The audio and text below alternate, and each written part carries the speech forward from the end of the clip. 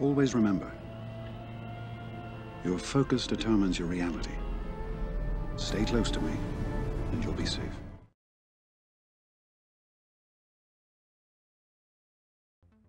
Hey guys, welcome back for another video today. Today's video, I wanted to go and talk about 5 different characters that are considered hot, in my opinion, for right now in the game. You know, where they're going to be used the best, their places in the game, different modes and whatnot.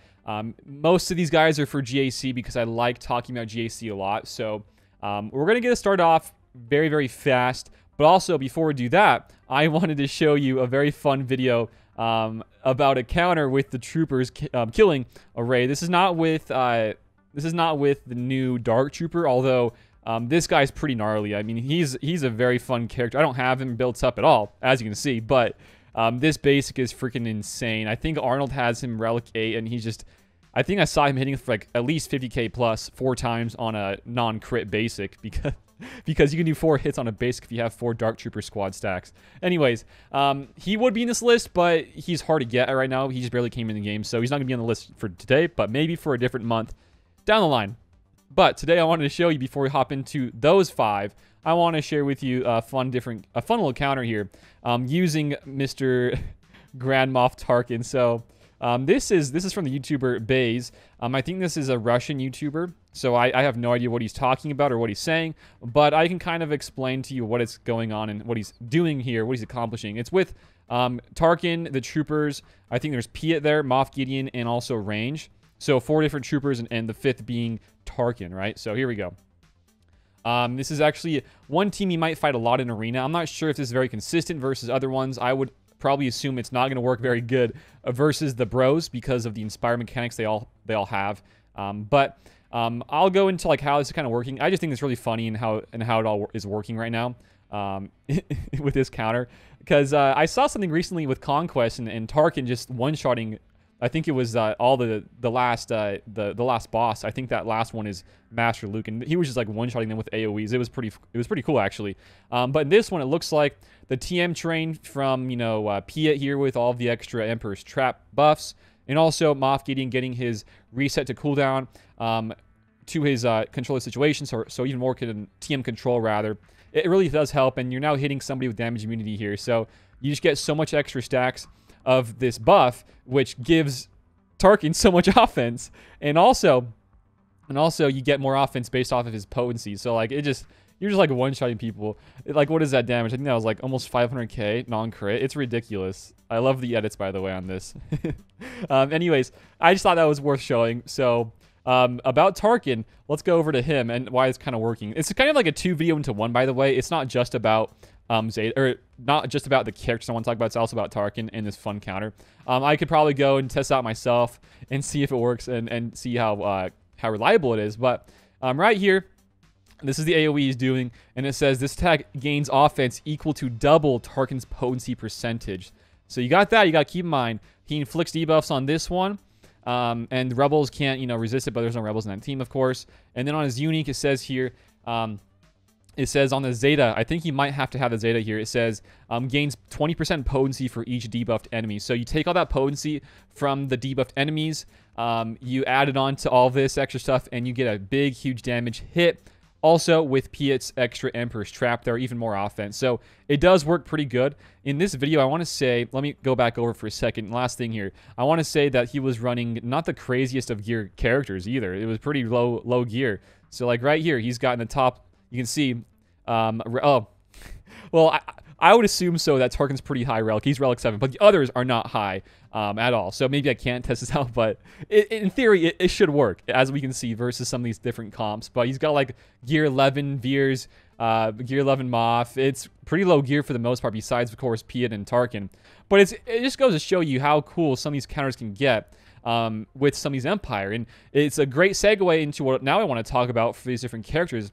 And the first one I want to talk about for what I feel like is very, very hot right now in the game is Piata. So Piata, again, he's extremely versatile with different Empire teams, and especially the troopers. So the team that you usually see him in with is the Veers, Stark, of course himself, and Death and Range. Sometimes You could toss in Moff Gideon if you haven't built up enough, but I really love just those 5 right there without Moff Gideon a lot.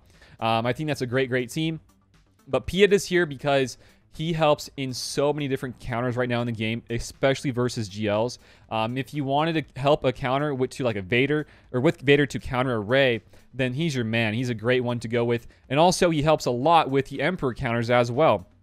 If you guys would like me to go and do videos about those counters, let me know. I could probably show you a little in-depth strat there to kill some of those different teams. But he's great there. His Dispel is huge against those light side enemies. The Daze is especially huge. And then, of course, you have this. I mean, you guys already know how this guy works. He's great. He gives out more offense. He moves the damage over to somebody on that marked ally, and he does more hits with his basic. And, of course, the biggest thing is his Emperor's Trap. So much extra turn meter here with this unit, guys. It's ridiculous. So you have the use of him with like a Vader team to kill a GL, or you can use him with like a full-on 5 Trooper squad as well. Very good. He can kill some Emperors, and as we saw with some different Tarkin lineup, he can kill a Rey. Outside of that, though, I would not really recommend using them versus any other GLs because you're probably going to lose. The best bet is to use them versus either an Emperor team if you have to fight one, or just versus some other teams that are very easily trooperable, I guess is the best word to say there. But Piat's definitely number 1 on my list here. Not really a list. We don't really have a number 1 through 5. It's just my favorite 5 right now.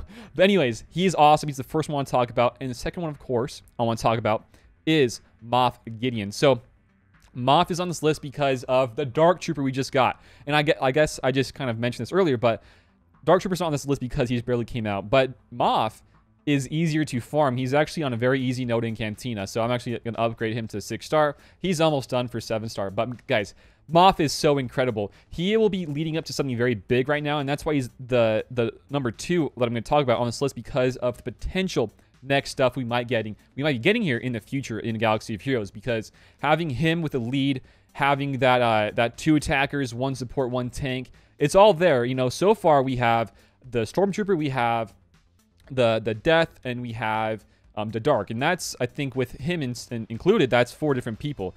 So we have 2 attackers there being Death and Dark, and then we have that tank being the Stormtrooper, and that 5th is 1 support we just don't really have just yet. But as we can see in his little leadership icon, it's locked right now because I don't have it, but you can see Scout Trooper's helmet. So this is like the whole thing we've just been talking about. Scout Trooper should be coming here in the game, being that 5th support. That's a remnant tag to help out this whole team, making them separated from the original team with the Veers and all those Piats and all those different guys, right? So he is awesome. His control situation special is just amazing, guys. It's really great. You know, nothing bad about this one. You lose, rather, everybody loses TM, but then the troopers, or rather the allies, gain 25% TM. So you have that extra leap in front of the enemies to go before them. It helps a lot in these battles, I'm telling you guys.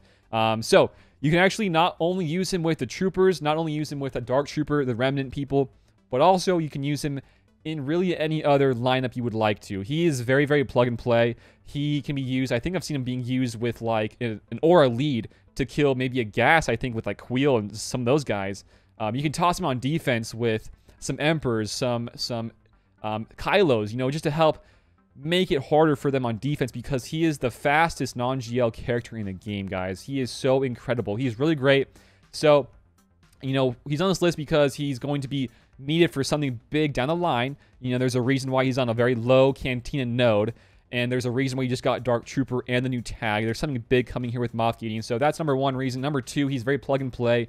He has some really awesome synergy with the Troopers and Empire in general. So that's Moff Gideon, number 2 on my list for today. And number 3, keeping with Dark Side, we're going to keep it going here with the Dark Side guys. Going with Marauder. Sith Marauder is one guy that I have just loved now that I have gotten him relicked with my Emperor requirements. He's so fantastic, guys. He's such a big damage dealer attacker in this game. You know, he's got some incredible extra damage and offense he gains from right here on his unique. It says Sith Marauder gains 2% critical chance and offense and potency for each debuff on all characters. So that's for the enemies and also his team on the allies. So with Darth Revan, he gets so much extra, you know, damage and offense with the Frosty stacks, and if you're landing debuffs with BSF and Darth Revan, all those different guys, this guy goes off. I'm telling you, he goes off. And if you leave him for last, he is going to do a lot of different damage to you, because he also gains a lot more health steal for each buff on all characters. So I think it was Arnold who did a stream recently where he was trying to clean up a alone Sith Marauder with a full-on Mon Mothma Rebel Fighter Squad, and he could not kill it. He timed out because of the Hellsteel that this guy gains on his unique, and he gains TM whenever an enemy is using the ability outside their turn. So just so much turn meter here, guys. Marauder is really incredible. And another reason I want to bring him up for this list is that this is the last, before we go into 3v3, this is the last season of 5v5. So prepping yourself for 3v3, this guy is incredible for 3v3. I have had so many times my last season of 3v3 that I've been stuck behind this character. He has all those things we just mentioned with the unique. Throws you all off in some different counters, guys. He's so great. My favorite team with him is in threes with Maul's lead, with I think it was with Dooku, and then of course himself. Like just so much extra evasion, so much extra, you know, just everything there is awesome, man. I love it a lot. So Marauder is definitely great here. Not very plug and play for the most part, but with the Sith, with extra debuffs, he is great. He's phenomenal, guys. I love Marauder a lot. So that's him. And next one to go after, the next two are some light side. I want to finish up with some light side love. So I'm going to talk about Shakti for a little bit because I think for right now, with at least how I'm using my Jedi, she is very, very important to have on my offense. So I know nobody really has a Relic 8 cam. Nobody does, I know. But actually, a side note here, if you guys would like me to do some videos with a cam Relic 8, let me know because I would love to do a video there. But anyways, the point being here is with Shakti, she has some great synergy with the clones, but she is more on this list because of her Jedi synergy with, you know, Revan, with Luke, with all these different guys, even Master Luke, all those different Jedi leads, right? She is so great. She has a heal with her special. She has a, you know, a dispel. But most importantly, her basic. She allows for some of these different counters to, like a Rey, maybe a Kylo, work even better because of her dispel on her basic. And offense up as well. So great. A great split for how you would want to use them, at least for me, is going over here to my 5v5. Yeah, I have cam here, but usually if you don't have a cam, you want to use gas. But having the Shakti here with that dispel helps so dang much, guys. It really, really helps a lot. Even furthermore, if you want to use the JKR gas counter with Shakti, having that dispel helps so much. And also, I want to have a side note here. You don't have to have Shakti. Shakti, if you were to just use her solely for the fact of using her in that Rey counter, using her solely for the Rey counter, you can actually just not even worry about her as much and go for somebody else who's a Jedi who can actually dispel on a basic. And that Jedi is Plo Koon, believe it or not.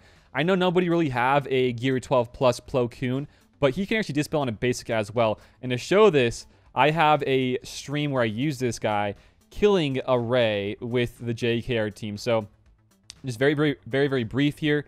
Hopefully, as I'm doing this video, I'm just now realizing that my face cam is having some issues. So please forgive me there, guys. I have to get a new one. This one is so busted. It's ridiculous. I'm not even sure what happened. But anyways, Plo Koon can dispel, and what this means in this counter to a Rey is that it gets rid of the critical hit immunity. You can land some crits to lower her mastery stacks and do some nice hits with gas to lower her and even potentially kill her before she even gets into her ultimate, like we just did there.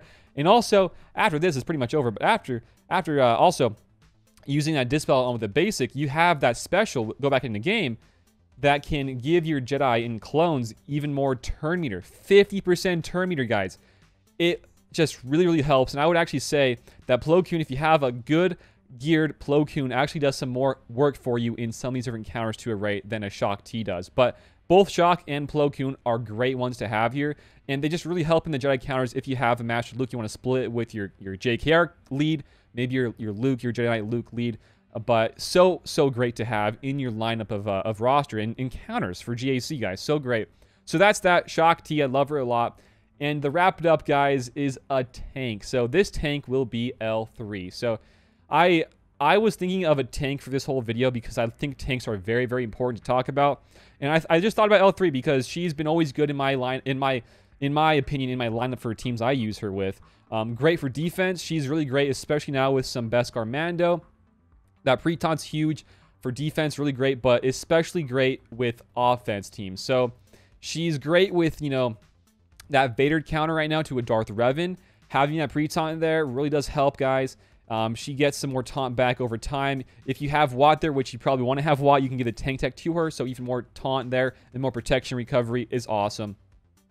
But also, another pretty big point here I would like to bring up is with that counter to a Darth Revan, something that people kind of forget about is you don't want to be going too fast with that whole team, because with Vader's unique, you gain extra speed if you have an Empire or a Sith. So it actually is very nice to not have a Shore Trooper taunt or any other Sith or Empire pre-taunt there, so it doesn't boost him up too fast with extra speed. So L3 is actually very nice to make sure that the Darth Revan does go before the Vader to get that early uncoiling blade off onto him and kill him very, very fast. The team usually is with, you know, either a Piat lead or OG Finn lead with, of course, Thrawn, Watt, a pre-taunt, and then I would toss in L3 for the pre-taunt, and also that lead being, you know, whoever you want to be between Piat or the Finn. It doesn't matter, but having those guys is pretty huge.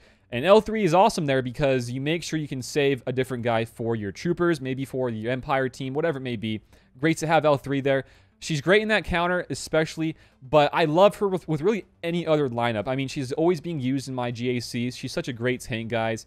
And especially with more scoundrels coming on the line for hopefully, you know, the new Mandalorian guys. I would love to see some more scoundrels and just helping out with her being rather her helping out with the scoundrels in that new lineup of teams we might have. But she's such a fun character to have. So fun, guys. A great tank. In my opinion, probably the best pre-taunt, I would say. I know that's probably a bit too much and maybe kind of out there, but I really got to say, probably the best pre-taunt in the game, you know, outside of like a Shore Trooper, guys. I love her a lot. She's such a fun character to play with. So, you know what? I think that's about it for today. Again, my camera's, look at this. It's not working, guys. So, I'm going to probably, you're going to have to deal with this camera for today. I'm so sorry. But anyways, you guys are awesome. Have a good day out there. I'm going to be out of town the next couple days from Thursday until Sunday, so enjoy your guys' weekend. I'll be on spring break. I have a couple more videos planned for you guys while I'm gone. But yeah, that's my list for today. If you guys have any ones you would add to this list, let me know down below in the comments and all that sort of stuff. I'd love your guys' thoughts down below. And also join up in Discord if you guys would like to. That's about it, though, for me today. We're trying to hit our 15K sub goal, so if you guys are either a new sub, or rather, if you are new here, or you have not subbed yet, definitely feel free to sub, guys. Be an awesome goal to hit for the channel, and you guys are so awesome. Keep up the great work, guys. That's my list for today. And until next time, I will see you all later, guys. Peace out, and have a good one.